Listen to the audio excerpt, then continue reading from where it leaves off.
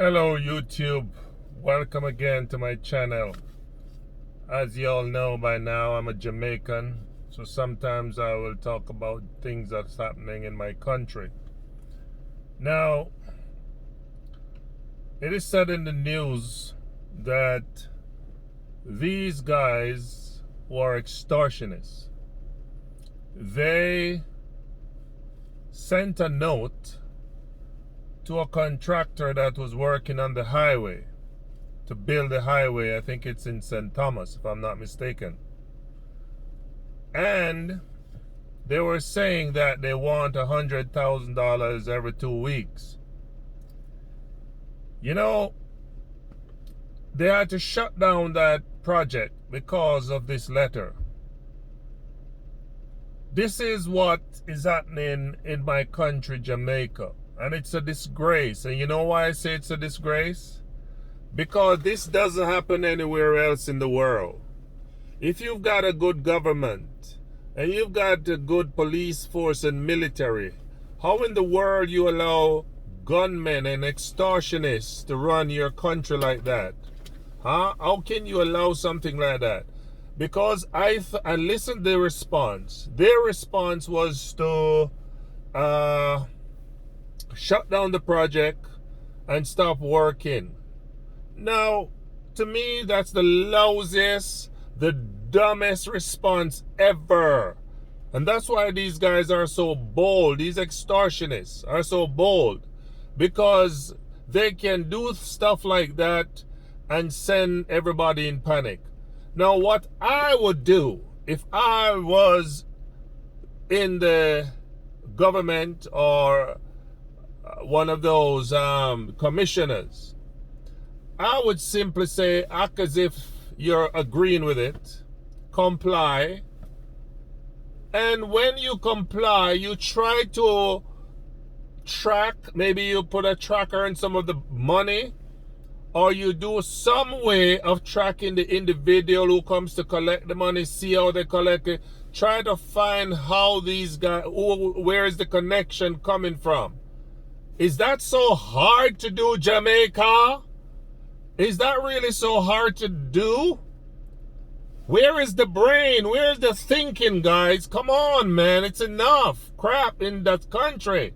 You want to tell me that you're going to just shut down the project and then bring some police and they stand by and keep the peace and all of that? That's nonsense. What you should have done is to comply with the guys.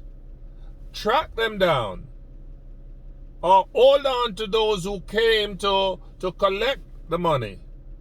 And you've got to get that out of them some way, somehow. You get it out of them. Where is the head? And cut off the head of the snake.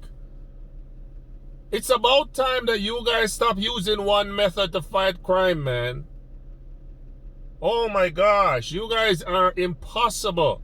But you know, I keep saying to people, it's not because these guys can't solve the problem in Jamaica.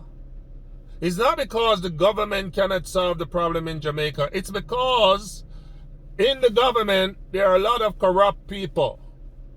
In the police system, force, there's a lot of corrupt cops. And that's why I believe that some of these cops go under the table and get a cut from what these guys are doing. I'm sure that's happening. That's happening. Because if you want to tell me, I live in a country now in Canada, and I'm a Jamaican, but I live in Canada for the past 11 years, and this is a population of 35 million people. We live next door to United States of America, where guns wash the streets of America. They're the producers of guns. But Canada is well managed and well run, so they don't have that kind of problem. 35 million people. You guys have 3 million people and you can't manage that little tiny country. My gums. It's not that you can't manage it because you don't want to manage it, because you're benefiting. And you know why? Because the crime is not affecting you and your family.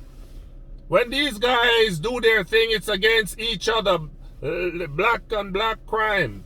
It's never against the big man and the elite. It's always against the little guys are fighting each other. You check it out. So it's no big deal. And that's why that country has not solved the crime problem. Because they don't care and they're a part of the benefit of the corruption that goes on. That's why they can't solve the problem in that tiny little country from so long that people like myself and millions of others want to come. Yeah? Start business, give people a job and build that country and make it be a haven for retirees and for people who are tired of the coal. Yeah? But no, y'all just want to mismanage the country so people like me and others who want to come home have just got to say, you know what, I prefer just deal with the coal. At least I'll live a few more years than coming to live in that misery. Y'all need to do better. It's a disgrace upon you all. Disgrace upon you Jamaicans. Disgrace upon the government. Disgrace upon the police force. And I'm talking both parties. Both parties have failed that country miserably because they refuse. Because they and the extortionists and the gunmen are friends and they get benefit from it. That's why y'all don't want to solve the problem. Yeah, I said so. Anyway, people, I'm sorry for you Jamaican people, man.